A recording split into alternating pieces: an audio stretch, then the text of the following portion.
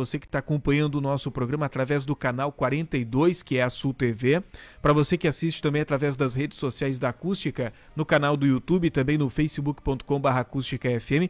Estamos ao vivo neste momento com o senador Hamilton Mourão, do Republicanos. Senador, muito bom dia para você. Bom dia, Gil. Bom dia às amigas e amigos que acompanham aí a nossa Acústica FM. Satisfação poder conversar aí com a turma da região da nossa Costa Doce. Bom, é importante poder conversar com o senador nesta manhã para a gente entender algumas questões as quais você está envolvido aí no Senado Federal, questões que envolvem o dia a dia dos brasileiros. E tem uma questão que diz respeito aos produtores rurais aqui da nossa região. Tem também essa questão da anistia de dívidas de crédito rural a estados atingidos por enchentes em 2023. E aí essa questão da anistia das dívidas de crédito rural, isso diz respeito principalmente ao nosso estado, o Rio Grande do Sul, depois de todas essas enchentes que assolaram e trouxeram prejuízos para muitos produtores rurais, né, senador? Pois é, Gil, esse foi um projeto do senador Alan Rick lá do Acre, porque não só o nosso Rio Grande do Sul foi assolado aí por essa questão da mudança climática e por eventos como a seca e chuva, mas outras regiões do nosso país também. Coube a mim relatoria desse projeto, nós aprovamos na Comissão de Agricultura na semana passada e agora ele vai a plenário aí para a gente terminar esse pacote e, consequentemente, socorrer a nossa gente do campo, que por ser como eu costumo dizer, uma indústria a céu aberto, está sempre sujeito às variações climáticas e isso, às vezes, beneficia, mas muitas vezes prejudica o desenvolvimento da atividade.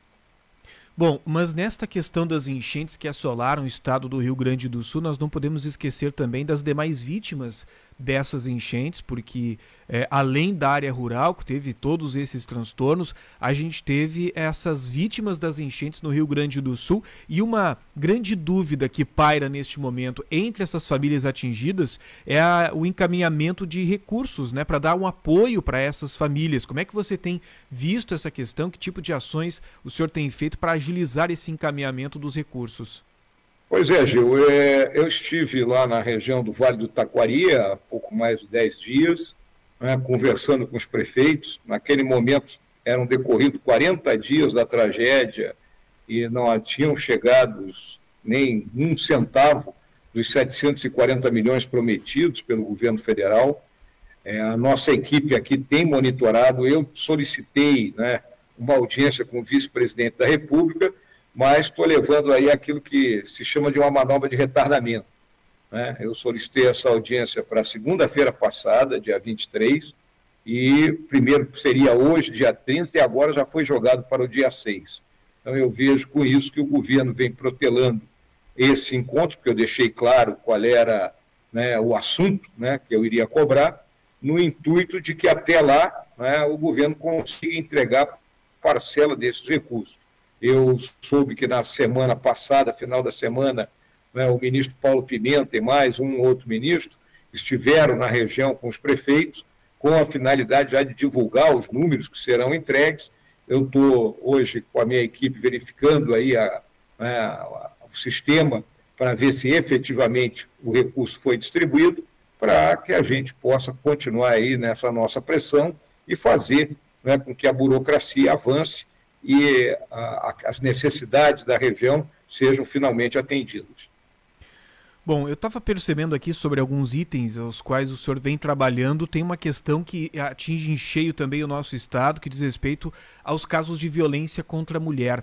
Há um tempo atrás nós tivemos a oportunidade de conversar com um representante da Brigada Militar, que é a Polícia Militar aqui do Rio Grande do Sul, e ele falava sobre o grande número de ocorrências aqui em Camaquã, aqui na nossa cidade, bem perto da gente, de crimes relacionados à violência contra a mulher, principalmente a violência doméstica, que acaba se enquadrando naquela lei Maria da Penha. Segundo essa informação, senador, quase todos os dias nós temos ocorrências desse tipo acontecendo aqui no nosso município.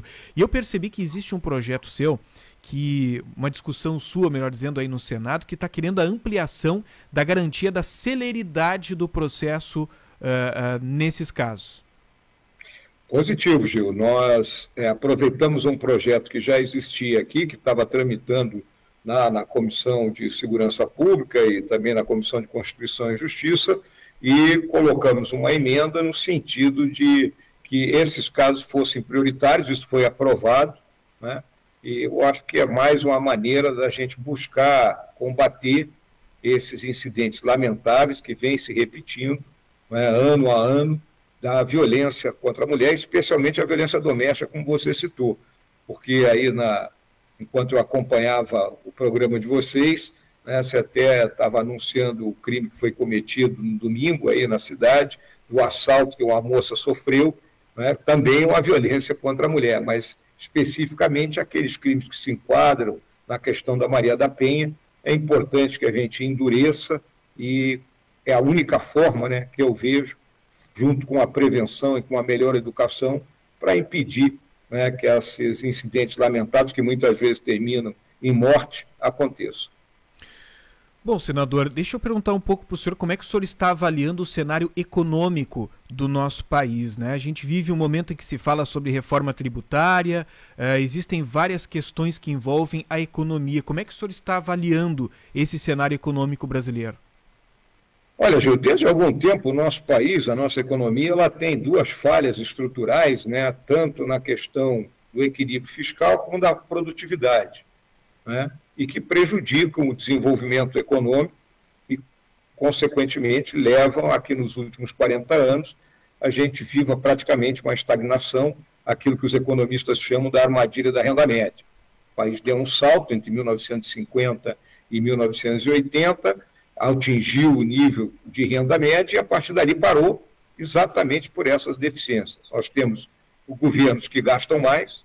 Então, desde aquele período, do início dos anos 80 para cá, o único governo que, ao terminar o gasto público em relação ao produto interno bruto, era menor, foi o governo ao qual serviu o governo do presidente Bolsonaro. Todos os outros aumentaram. E, lamentavelmente, o atual governo, do presidente Lula, eu não vejo nenhum compromisso, né, com a responsabilidade fiscal. Vejo apenas o ministro Haddad brigando, tal qual um cavaleiro solitário disso aí. Agora, no último final de semana, o próprio presidente da República deu uma declaração dizendo que ano que vem não vai ter déficit zero, que é a meta que o governo se propôs, né, no arcabouço fiscal que nós aprovamos aqui no Congresso. Então, isso é muito ruim, isso já levou à queda da Bolsa, aumento do dólar, porque tem que haver o compromisso com o equilíbrio. O governo não pode gastar mais do que arrecada, senão ele vai esgoelar o contribuinte no sentido de nos tirar tudo aquilo que for necessário para poder sustentar políticas que muitas vezes são ineficientes. E a outra questão, que é a da produtividade, muito ligada à burocracia, né, o excesso de regulamentação, e um dos itens que diminui a produtividade do Brasil é o nosso sistema tributário.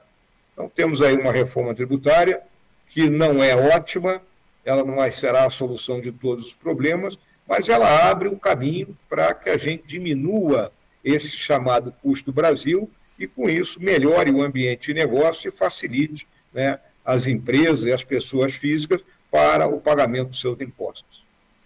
Bom, senador, esse ano de 2023, um dos assuntos mais comentados, principalmente se falando sobre Brasília, foram os atos que aconteceram no dia 8 de janeiro. E aí, entre essas pessoas, as acusações que cabem contra elas crimes como golpes de Estado, a abolição do Estado Democrático de Direito, os eleitores, essa questão toda, né, que envolve as pessoas que participaram daquilo ali. E eu vi que está repercutindo muito um projeto seu, né, que foi apresentado recentemente. Eu vejo muitas discussões, algumas a favor, outras contrárias, mas você apresentou um projeto para anistiar esses condenados pelos atos de 8 de janeiro. Gostaria que você explicasse para a gente os motivos desse projeto, seus argumentos nessa questão. Em primeiro lugar, Gil, nós temos que ter consciência efetiva do que foi o 8 de janeiro. O 8 de janeiro foi um protesto, né, por uma parcela da população brasileira, representando outra parcela bem maior, né, que não concordava com o resultado das eleições. Ok, protestar você pode. O que não pode é o protesto terminar em atos de vandalismo, de quebra-quebra, como ocorreu. Aquilo, né, na minha visão muito clara, não foi tentativa de golpe de Estado, nem de abolição violenta do Estado Democrático de Direito. Foi um protesto que, lamentavelmente, termina numa baderna. E aí você tem que separar o joio do trigo. Você tem aqueles que quebraram e tem aqueles que estavam lá. Vamos usar um termo nosso aí do Rio Grande do Sul, de alegre, né? Foram fazer uma passeata. Então, nossa visão hoje é que essas pessoas estão sendo condenadas em processos kafkianos, onde os advogados não têm acesso aos processos, né? O processo o julgamento é praticamente um carimbo, né? Não há individualização das condutas, eles estão sendo julgados diretamente na mais alta corte do país, não tem a quem recorrer, né? E só nos resta, então, aqui o Legislativo, um caminho que é uma tradição brasileira, que é a anistia, né? Vamos lembrar aí, na nossa Guerra dos Farrapos, 10 anos de luta fratricida, gente morrendo, terminada a luta, o Duque de Caxias concede a anistia e voltamos a trabalhar todos juntos. Poucos anos depois, estavam ombro a ombro combatendo o inimigo comum dos nossos vizinhos aí do Prata, né? Revoltas que ocorreram ao longo da República, né, como em 22, como em 30, 35, 37, né, essas pessoas todas foram anistiadas. Então, a anistia faz parte da tradição brasileira. Então, eu vejo que a única solução para remediar, né, a situação de gente que está sendo enquadrada, na minha visão, de uma forma injusta, né, numa tentativa de golpe de Estado, é esse projeto. É óbvio que ele gera polêmica, porque imediatamente há a polarização entre a direita e a esquerda. Mas isso não é uma questão de direita e esquerda, é uma questão de justiça para essas pessoas. Bom, agora há pouco a gente falava sobre criminalidade aqui no programa, né? Até o senhor citou que estava acompanhando aí uma das informações que nós trouxemos sobre um assalto cometido contra uma menor aqui na cidade de Camaquã. Mas o que a gente pode dizer é o seguinte: a maioria desses crimes que acontecem em todo o nosso país, eles estão ligados ao tráfico de drogas. E o tráfico de drogas, ele tem por trás uma organização criminosa, na verdade, inúmeras organizações criminosas aqui no nosso país. Como é que você tem visto isso? Como é que nós podemos lidar no enfrentamento a essas organizações criminosas que atuam no nosso país? Olha, Gil, em primeiro lugar, o Estado brasileiro, né, como um todo, né, porque o Estado se organiza para, né, dar à população, né, aquelas necessidades, suprir aquelas necessidades que a população tem de saúde, educação, de segurança. Para isso que existe o Estado. Senão, cada um cuidava de si. Então, o Estado brasileiro tem que ter uma política efetiva, independente do governo de turno. Porque, lamentavelmente, aparecem alguns governos que a gente passa a suspeitar que ele tem simpatia pelo bandido. É a turma da bandidolatria, né? Então, tem que compreender que tem que haver um planejamento, né? E esse planejamento sendo executado nos 3 níveis, né? Federal, estadual e municipal, devidamente coordenado, né? Com o uso da ferramenta de inteligência para o mapeamento dessas quadrilhas. Há uma disputa do narcotráfico no nosso país entre essas diferentes quadrilhas, que são extremamente organizadas, que buscam controlar suas rotas de suprimento. Nós somos vizinhos dos maiores produtores de cocaína, né, que são aí a Bolívia, Peru, Colômbia, né? Essa cocaína, os grandes consumidores estão na Europa, nos Estados Unidos e, obviamente, aqui no Brasil. Então, o Brasil, ao mesmo tempo, local de consumo, é local de trânsito para essa droga que é vendida, né, nessas outras regiões do mundo, e é um comércio extremamente lucrativo, todos nós sabemos. Então, o Estado brasileiro tem que se preparar, enfrentar isso de forma contínua. Esse enfrentamento tem que ser dado pela força policial, pelo sistema penal. Agora mesmo você estava comentando, o apenado que assaltou a moça aí, né, ele estava já em prisão domiciliar. Então, um camarada desse que já é reincidente, não tem que dar prisão domiciliar, ele tem que cumprir 15, 16 anos. Estão dando 17 anos para uma senhorinha que compareceu com a Bíblia e um terço naquele dia 8 de janeiro. Né? E ao passo que um bandido desse leva 4, 5 e em 2 está na rua. Então, o sistema penal tem que ser duro e, obviamente, educação, né? Nós temos que atingir níveis melhores de educação. Bom, essa discussão sua, né, sobre o papel do Estado no enfrentamento às organizações criminosas é um assunto que não é novo, né, para o senhor. Tanto é que eu estava relembrando aqui que lá em março desse ano, quando o PCC fez ameaças ao senador Sérgio Moro, você já se pronunciou sobre isso, né, sobre o papel do Estado brasileiro contra o PCC, contra outras organizações criminosas. Então é um assunto que o senhor já vem avaliando e já vem levantando essa discussão há bastante tempo. Pois é, Gil, esse é um assunto que só vem piorando, né? Se você faz uma avaliação ao longo aí dos últimos 20, 25 anos da ação desses grupos criminosos, eles só vieram se aperfeiçoando e o Estado brasileiro muitas vezes se achicando. E aí termina para dar um enfrentamento e esse enfrentamento fica cada vez, vamos dizer assim, mais violento.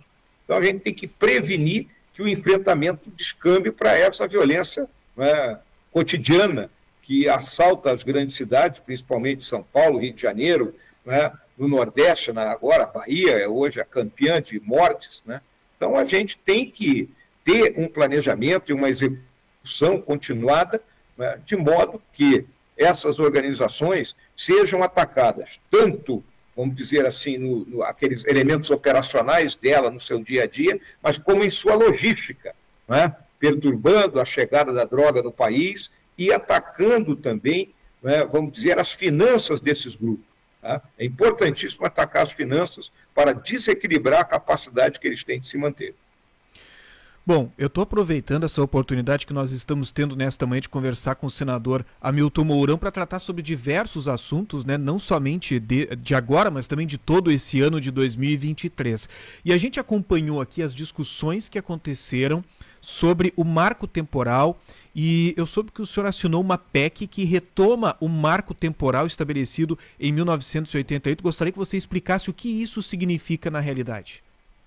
Pois é, a questão do marco temporal é outro problema, né, que já estava superado após a demarcação da terra indígena Raposa Serra do Sol. Naquele momento, a decisão que o STF tomou, ele colocou várias condicionantes e ali, né, deixava claro que o artigo 231 da Constituição, ele diz que são reconhecidos aos indígenas os direitos das terras que ocupam. Ou seja, quem ocupou a terra ou tem condições de demonstrar que ocupou a terra até outubro de 1988, beleza, essa terra que seja demarcada. Hoje nós já temos mais de 1 milhão de quilômetros quadrados, 3 Alemanhas, para uma população de indígenas aldeados aí em torno de 600, 650 mil indígenas. Né? Então é bastante terra. Okay? E agora a Suprema Corte volta numa interpretação distinta, então isso que gera a insegurança jurídica, gera conflito no campo, dizendo que a data de 88 não é o limite. Né? E aí é que eu digo, então vamos voltar para 1500, né? Pagamos todos nós royalties para todos os indígenas e seus descendentes, e aí vamos ter um problema para reconhecer quem é descendente ou não de indígena, né? Porque vamos viver numa insegurança. Então, nós passamos uma lei aqui dentro do Congresso a esse respeito, o presidente da República vetou, julgo que nós vamos derrubar esses vetos, mas a solução que nós vemos é efetivamente deixar muito claro na Constituição isso. Por isso, essa proposta de emenda à Constituição que está circulando. Bom, como é que o senhor tem visto a atuação de ministros do STF nos mais diversos assuntos os quais eles estão discutindo? Recentemente você chegou a dizer que as decisões de Barroso serão sempre tendenciosas, você chegou a citar essa questão. Então, como é que a gente pode analisar, no seu ponto de vista, as decisões emitidas pelo STF? Olha, o magistrado, ele tem a função de julgar, né? Então, independente se ele é um juiz de primeiro, de segundo ou de última instância, né, ele tem que manter um silêncio obsequioso. O magistrado não é para ficar fazendo palestras que não sejam, vamos dizer assim, aulas em universidades, né, onde ele vai transmitir os conhecimentos dele sobre as mais diversas, né, partes do direito, né, seja constitucional, administrativo, tributário, né, de família, seja lá o que for, né? Mas não para ficar fazendo declaração política, porque a partir do momento que um magistrado faz uma declaração política, né, ele está colocando um viés nas suas decisões, e isso, lamentavelmente, vem ocorrendo. Essa turma toda grita quando um comandante de força, aí, um militar, faz algum tipo de declaração nesse sentido. Aí é céus, é o desastre, mas o magistrado está no mesmo pacote, no mesmo enquadramento, né? Então, o que eu vejo hoje é que a Suprema Corte deveria ter um silêncio, se manifestar apenas como Suprema Corte, né, o conjunto, e não os indivíduos, e isso tem interferido, né, no processo legislativo, né? Muitas vezes eles estão invadindo aquilo que é prerrogativa do Congresso Nacional e também tem invadido prerrogativa que é do Executivo. O caso mais marcante para mim é alguns anos atrás, no governo do presidente Bolsonaro, quando ele quis colocar o então delegado Ramagem como diretor-geral da Polícia Federal e foi impedido pelo ministro Alexandre de Moraes. Ora, parece que a pessoa que o presidente da República estava designando prerrogativa dele, né, para ser o diretor-geral da Polícia Federal, era alguém estranho, né, ao meio. Não, era um delegado da Polícia Federal. Então, é uma interferência totalmente indevida. E isso tem acontecido agora, seguidamente, em relação ao Legislativo, em temas que são temas complicados, como o próprio marco temporal, uma legislação trabalhista, a lei das estatais, que está revogada com uma canetada, né, do Lewandowski, do Ricardo Lewandowski, né, a questão do aborto, a questão de armamento. Então, isso são coisas que têm que ser decididas naquilo que eu chamo o Oceano Atlântico, que é o Congresso Nacional, onde todos os rios desaguam. Bom, para nós encerrarmos essa nossa entrevista no dia de hoje, eu estou aqui acompanhando algumas participações dos nossos ouvintes, obviamente alguns concordando, outros discordando, né, da sua opinião, mas enfim, isso faz parte da nossa democracia, né? Mas algumas pessoas aqui perguntando se há possibilidade de visita do senador aqui para a região de Camaquã, tendo em vista que o senhor já fez inúmeras visitas como senador ao estado do Rio Grande do Sul, visitando diversas comunidades, e várias pessoas aqui mandando mensagens perguntando sobre a possibilidade de uma visita aqui na cidade de Camaquã. Pois é, Gil, o nosso estado ele não é pequeno, né? Nós temos mais aí de 490 municípios, né? A nossa atividade parlamentar ele exige muito, então eu fiz um planejamento ao longo aí agora aqui dos próximos anos para estar presente, né, nas nossas diferentes regiões. Recebi um convite para estar presente aí em uma visita a Camaquã, a partir daí do próprio prefeito. Então, brevemente, né, estarei comparecendo aí à nossa Costa Doce, nessa cidade bonita e acolhedora, para conversar mais de perto com as pessoas. Senador, obrigado pela sua disponibilidade em conversar com os ouvintes da Rádio Acústica FM. Na sua visita aqui na Costa Doce, os estúdios da Rádio Acústica FM estarão de portas abertas para recepcioná-lo. Muito obrigado aí, Gil, muito obrigado aí pela essa nossa conversa, meu abraço a todas as pessoas que nos acompanharam e a quem desejo aí uma boa semana de trabalho. Até logo. Muito bem, nesta manhã estivemos conversando com o senador Hamilton Mourão, do Republicanos, conversando sobre diversos assuntos. A gente até acabou fugindo